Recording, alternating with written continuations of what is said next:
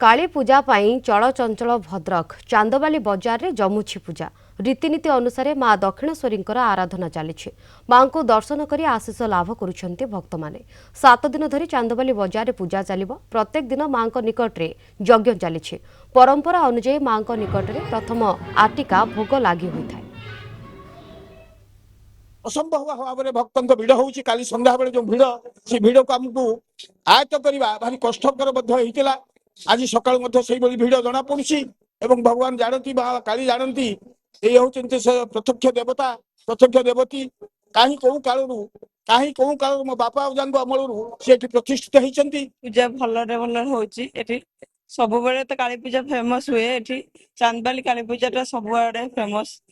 आउ माँ को दर्शन सकाल सकाल पाइले बहुत भल लगे। प्रत्येक से 1600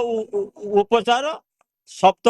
दिवस पर्यंत हम तापर दिन आमर जो सप्त दिवस शेष दिन में पूर्णाहुति दिया।